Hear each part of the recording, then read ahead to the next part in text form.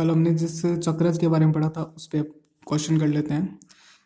Question क्या है, देखिए। एक कण किसी चिकने चक्रज के चाप पर जिसका अक्ष ऊर्ध्वाधर तथा शीर्ष निम्नतम है और नीचे की ओर उभयाग्र से v वेग से प्रेक्षित किया जाता है। यदि जनक वृत्त की त्रिज्या a है और सिद्ध कीजिए कण का शीर्ष तक निम्न समय में पहुंचेगा।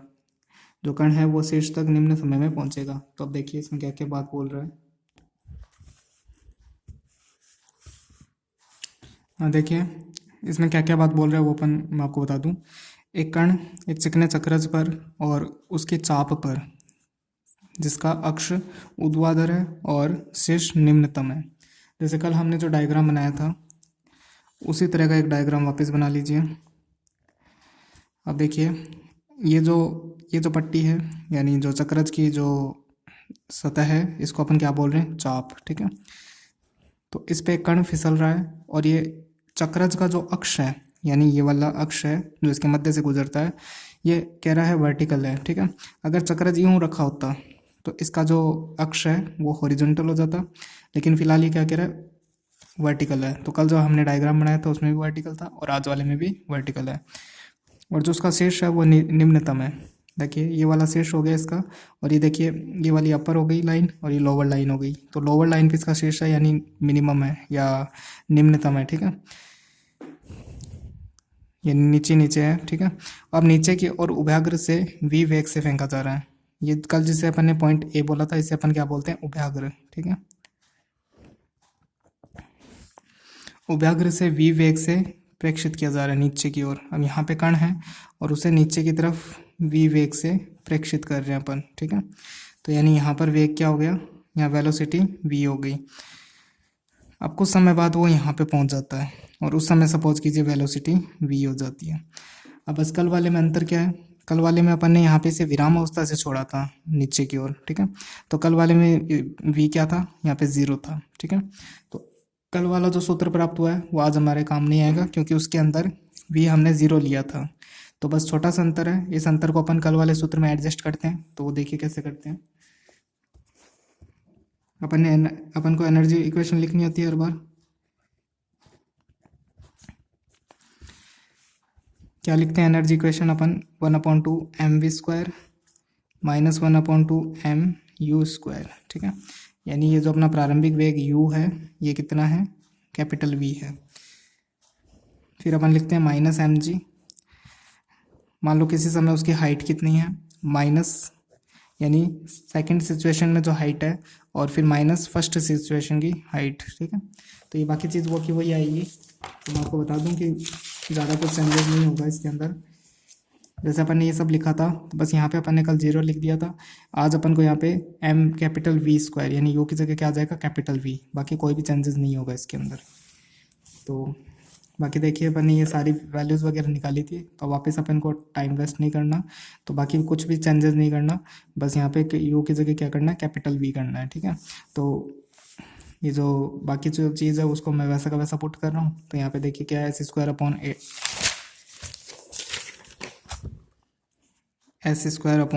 8a और यहाँ पर क्या था, 2a। ठीक है, s² upon 8a minus 2a। अब ये जो u है इसकी वैल्यू पुट कर देंगे अपन। u की क्या वैल्यू है अपने पास, u की वैल्यू v है, तो यहाँ पुट कर देंगे तो v²।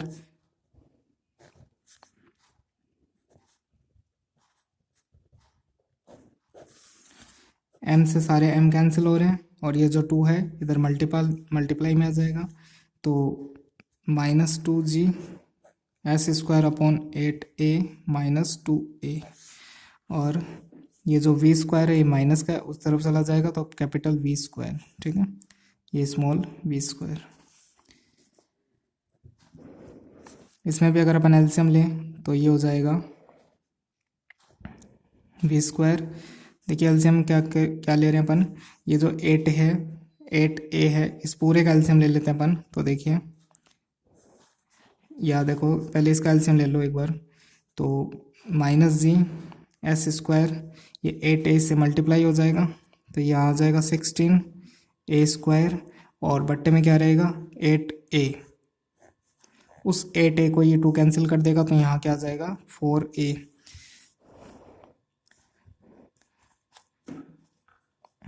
अब इस एस स्क्वायर को इस 4a को एलसीएम ले लेंगे तो यहाँ आ जाएगा 4a वी स्क्वायर, और इस माइनस जी को इससे मल्टीप्लाई करके साथ में लिख देते हैं अपन इसके, तो minus plus minus minus plus हो जाएगा 16a स्क्वायर जी। ठीक है, और ये जो बाकी एस स्क्वायर है उसको अपन अलग से लिख देते हैं। तो देखिए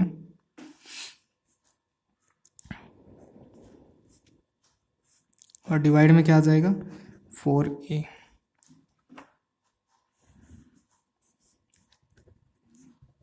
अब जो डिवाइड में 4 है वो तो बाहर आ जाएगा, और एक यहाँ पे एस स्क्वायर को मैं फ्री करना चाहता हूँ, यानी जी, यानी इसका जो मल्टीपल है उसको 1 करना चाहता हूँ। तो देखिए तो यहाँ पे एस स्क्वायर और 4 अपन ने कॉमन ले लिया, और अपन ने जी भी कॉमन ले लिया, तो जी इसमें डिवाइड में हो जाएगा। तो यहाँ अपन लिख सकते हैं इसके अंदर वापस 4a कॉमन आ रहा है, तो यहाँ 4a वापस कॉमन ले लिया अपन ने, तो यहाँ पे रह गया वी स्क्वायर, और जो हमने जी कॉमन लिया तो वो इसके डिवाइड में आ जाएगा, या यहाँ डिवाइड में कर देते हैं इसको। ठीक है, और मतलब एक अपन ने 4a कॉमन लिया है तो यहाँ वी स्क्वायर आ जाएगा, यहाँ 4a निकल गया तो 4a जी, तो 4a यहाँ रह जाएगा और एक जी, और जो जी हमने कॉमन लिया था वो कॉमन यहाँ पे, यहाँ से तो जी हट जाएगा और यहाँ डिवाइड में आ जाएगा। ठीक है,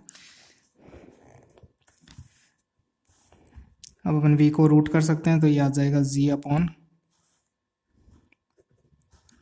4a, और यहाँ पे रूट करेंगे 4a जी और वी स्क्वायर प्लस 4a जी माइनस एस स्क्वायर। ठीक है, यानी वेरिएबल का जो मल्टीपल उसे मैंने 1 रखा है, ये पूरा कांस्टेंट का स्क्वायर मान सकते हैं अपन इसको। अब अपन क्या करेंगे, कल जैसे अपने पास वेलोसिटी आ गई थी, उसके बाद अपन उसमें इसकी जगह अपन ने रख दिया था ds अपॉन dt। ठीक है, तो रूट जी अपॉन 4a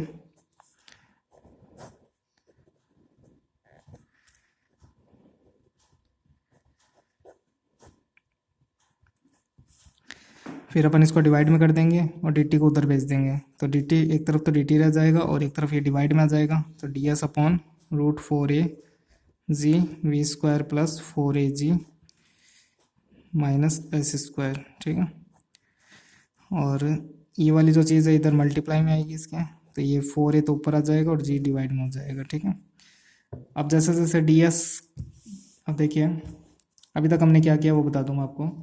कल वाली एनर्जी इक्वेशन से अपन को वी स्क्वायर मिला था, वो वाला वी स्क्वायर हम डायरेक्ट लिख सकते थे, लेकिन उसमें क्या कमी थी, या उसमें हमने क्या कंडीशन ली थी, उसमें कल हमने ये कंडीशन ली थी कि जो हमारा स्मॉल यू है वो जीरो लिया था यहाँ पर, तो यहाँ पे अपने जीरो रखा था, तो ये जो वी स्क्वायर ये कैपिटल वी है ना, ये वाली टर्म नहीं थी कल। ठीक है, तो आपको डायरेक्ट वी स्क्वायर बराबर जो भी था वो मिल गया था। आज देखिए स्मॉल यू की जगह क्या था, कैपिटल वी था, तो यहाँ स्मॉल यू की जगह हमने कैपिटल वी रखा है, तो आपको जो वी स्क्वायर है उसके अंदर आपको कैपिटल वी भी दिखेगा पक्षांतरण, इसका पक्षांतरण करने के बाद। ठीक है, तो अब हुआ क्या, कल ये वाली टर्म नहीं थी, फिर अपन ने जैसे ये तो साइड में ले लिया, फिर इसका रूट कर लिया, तो ये वेरिएबल का स्क्वायर माइनस कांस्टेंट का स्क्वायर, फिर अपन ने इसका समाकलन किया था। ठीक है, तो देखिए यहाँ पर क्या हुआ कि वेरिएबल तो यहाँ है और जो कांस्टेंट है वो दो जगह पे हो गया, मतलब दो जगह पे कांस्टेंट और एक वेरिएबल, तो इन सबको अलग करना था और वेरिएबल को अलग करना था। ठीक है, तो आप अपने हिसाब से कैसे भी कर सकते हो। ठीक है, तो मैंने इसको पहले तो एलसीएम ले लिया, फिर 4a यहाँ से कॉमन आ गया और फिर g को और कॉमन ले लिया। ठीक है, तो उस हिसाब से एस स्क्वायर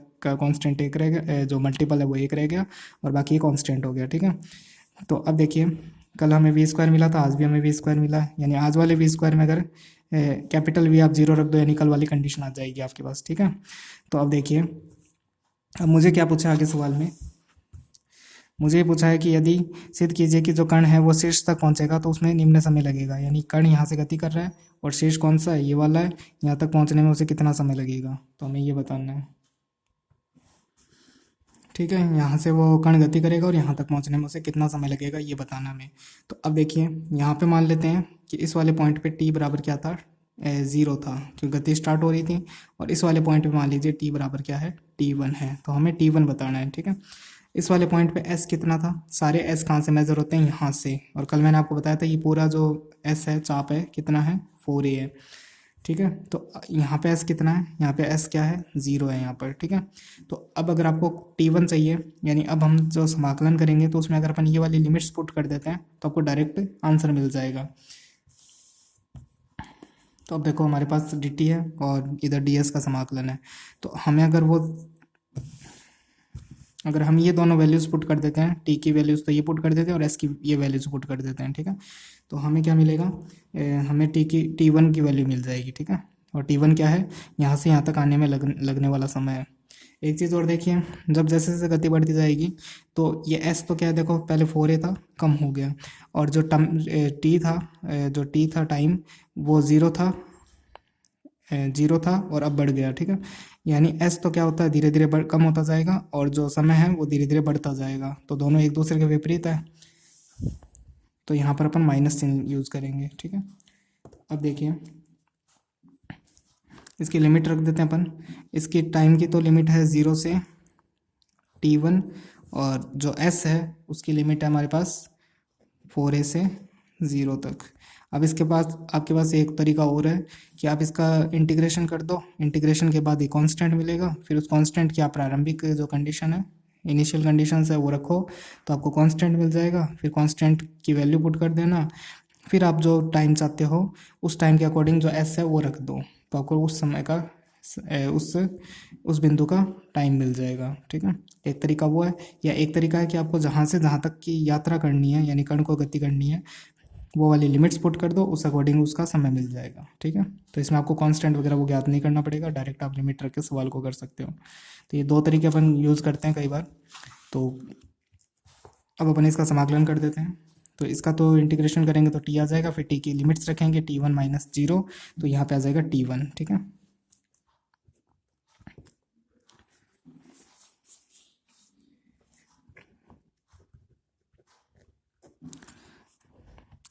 इसका देखिए, इसका साइन इन्वर्स हो जाता है। देखिए अगर नेगेटिव है तो अपन इसको कॉस इन्वर्स लिखते हैं, लेकिन मैं नेगेटिव इसके लिमिट को दे दूंगा, ठीक है। तो अब देखिए क्या कर रहा हूँ मैं, साइन इन्वर्स, फिर वेरिएबल अपॉन जो वेरिएबल है उसमें ये जो कांस्टेंट है, इसको अपन पूरे को अपन ऐसे मान लेते हैं a², तो ये क्या हो जाएगा, ये रूट a हो जाएगा इसका मतलब, यानी अपन को यहाँ a रखना है, ठीक है।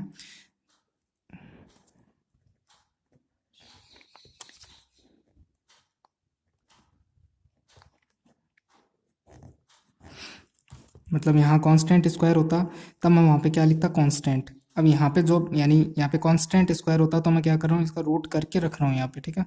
तो अब यहाँ पे स्क्वायर में तो है नहीं, तो पहले मैं इसे लिखूंगा इसको रूट, फिर उसके वापस स्क्वायर लगा दूंगा, तो अंदर वाला मैटर क्या हुआ, रूट के अंदर, तो वही अपन यहाँ लिखते हैं, ठीक है। तो ये साइन इन्वर्स हो गया, और इसकी जो लिमिट है वो क्या है हमारे पास, 4a से 0 है, तो वो जो नेगेटिव है वो मैं लिमिट को दे देता हूँ, यानी नेगेटिव किसको दे देता हूँ, इस लिमिट को। तो जो 0 है वो तो नीचे आ जाएगा और 4a ऊपर चला जाएगा। अब अपन इसके लिमिट पुट कर देते हैं यहाँ पर। तो देखिए आपको यही बता दूँ एक बार, s की जगह अपन 4a रखेंगे, तो 4a, नीचे भी रूट 4a है तो ये उसको कट करके रूट 4a बना देगा, और डिवाइड के डिवाइड में क्या है, z, वो भी रूट में, तो ये ऊपर आ जाएगा मल्टीपल में, ठीक है।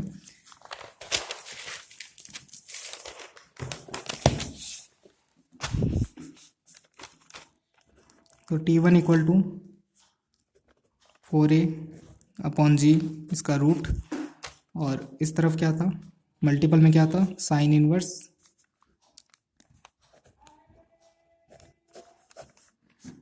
और यहाँ पे रह जाएगा v² प्लस 4az, ठीक है। और फिर जब वो नीचे वाली लोअर लिमिट अपन रखेंगे 0, तो साइन इनवर्स 0 क्या होता है, 0, तो वो अपन को लिखना जरूरी नहीं है, ठीक है।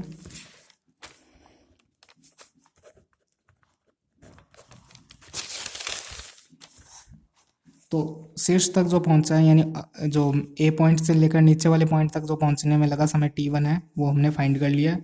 लेकिन आपसे जो समय पूछा गया है, आपसे जो समय पूछा है वो देखिए टेन की फॉर्म में है, टेन इनवर्स की फॉर्म में है, ठीक है। तो देखें,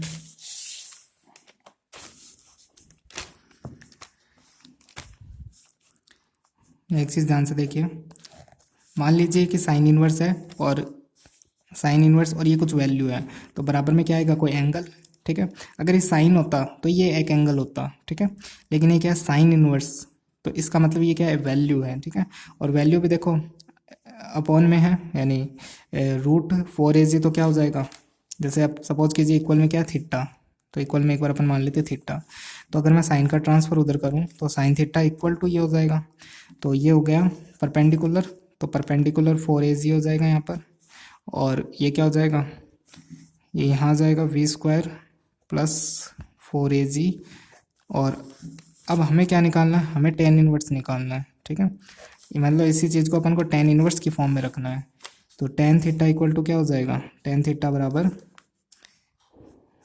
पहले अपन को बेस फाइंड करना पड़ेगा, तो जो स्क्वायर में से ये वाला माइनस कर दो इसका स्क्वायर, तो 4AC से 4AC कैंसिल हो जाएगा, तो v², फिर उसका वापस अपन रूट करते हैं, तो यहाँ पे अपने पास v आ जाएगा, ठीक है। तो टेन थीटा क्या हो जाएगा हमारे पास, इसमें इसका डिवाइड कर दो, परपेंडिकुलर में बेस का डिवाइड कर दो, तो अब आपको क्या चाहिए, आपको यहाँ पे टेन थीटा नहीं चाहिए, यहाँ पे आपको टेन इनवर्स चाहिए, तो अब इसको वापस टेन इनवर्स में कन्वर्ट कर लो, तो क्या आ जाएगा 4AC/v, ठीक है। तो जब भी आपको साइन और कोस ये सब आपस में यूँ चेंज करने हो तो आप इसकी ट्रायंगल की हेल्प लिया करो। और अब देखो जो T1 हमारे पास आया वो tan inverse √4AC/v into 4A/g, तो टेन इनवर्स √4AC/v, और उसका जो अंदर 4 था उसको अपन बाहर निकाल लेंगे 2 में √AG, ठीक है। तो हमने ज़्यादा कुछ नहीं किया, हमने बस एक एनर्जी इक्वेशन लिखी है जिससे हमें v² मिल गया, फिर v² को अपन ds/dt लिखते हैं, फिर अपन इसका इंटीग्रेशन कर देंगे। इंटीग्रेशन आपको कहाँ से कहाँ तक का करवाना है उसकी लिमिट रख दो, तो उस समय का उस बिंदु का जो टाइम है वो मिल जाएगा आपको, तो T1 मिल गया।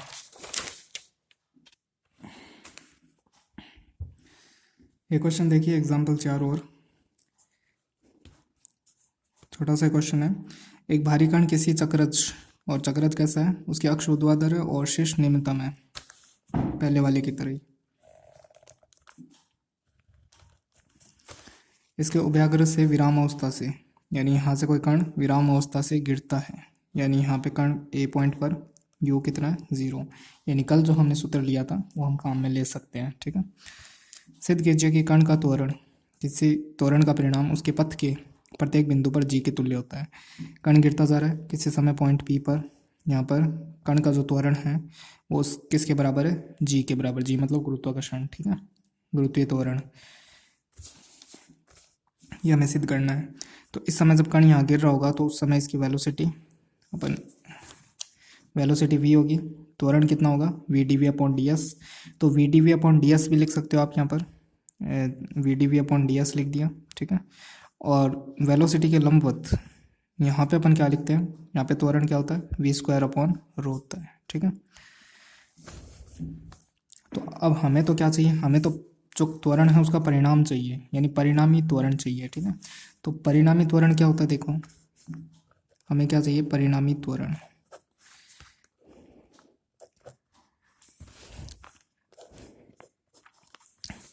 परिणामी त्वरण क्या होता है, ये वाला त्वरण को, ये तो अभिलंबिक त्वरण हो गया और ये स्पर्शरेखीय, ठीक है।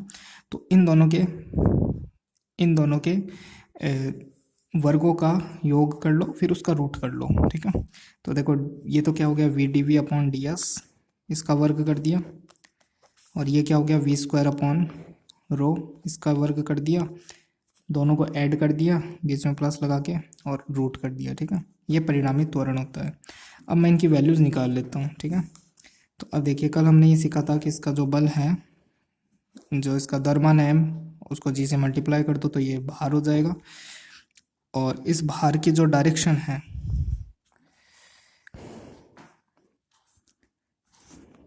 यानी एक बार मैं जो ये वाले त्वरण की, ये जो v²/ρ है ये त्वरण है, और v/ds ये भी त्वरण है, ठीक है। तो जो गुरुत्वीय त्वरण है, मतलब त्वरण के कंपैरिजन में त्वरण ले रहा हूँ, ठीक है। अगर मैं इसको m से मल्टीप्लाई कर देता तो मैं यहाँ पे mg ले लेता हूँ, तो मैं एक बार त्वरण को त्वरण से कंपेयर करना चाह रहा हूँ, ठीक है। तो इसलिए मैं एक बार यहाँ पे इस डायरेक्शन में g ले लेता हूँ, क्योंकि गुरुत्वाकर्षण की जो दिशा होती है नीचे की ओर होती है, इस जी को अपन एम से गुणा कर देते तो भार बन जाता है ये, ठीक है। तो अब देखिए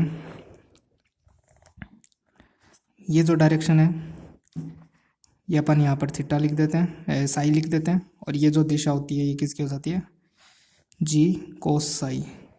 ये बिल्कुल वही चीज़ है जो कल मैंने आपको बताई थी। और एक इस डायरेक्शन में ये हो जाएगा जी साइन साई, ठीक है। तो अब देखिए जो v d v upon d s है यानी ये वाला, इसको कौन हैंडल कर रहा है, जी साइन साई। तो v d v upon d s इसको 1 नंबर कह देता हूँ यहाँ पर।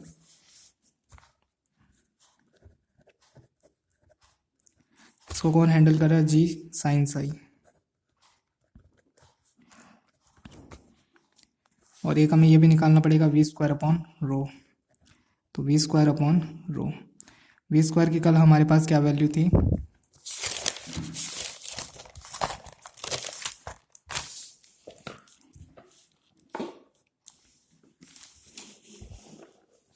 ये देखिए वी स्क्वायर की हमारे पास जैसे साई के पदों में क्या वैल्यू आई थी, 4 AG कोस स्क्वायर साई। तो 4 AG कोस स्क्वायर साई। और जो रो है, रो की वैल्यू क्या बताई थी मैंने कल आपको, रो की वैल्यू 4A कोस साई, 4A कोस साई, ठीक है। 4A से 4A कैंसिल, कोस से कोस कैंसिल, तो वी स्क्वायर रो बराबर क्या आ जाएगा, जी कोस साई, ठीक है। इसको 2 नंबर कह देते हैं, इसको 3 नंबर कह देते हैं। और ये भी देख लीजिए कैसे आई थी कल, कल भी बताया था मैंने आपको।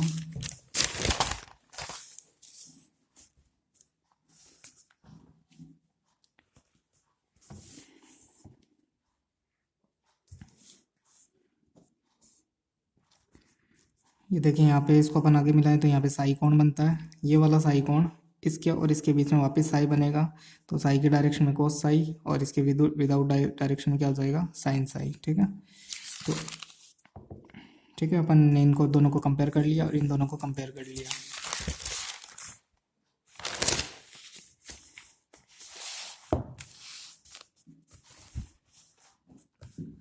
तो देखिए अब हमें क्या करना है, इन दोनों को यहाँ पुट करना है।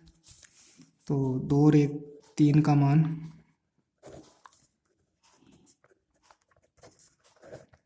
एक में रखने पर तो परिणामी त्वरण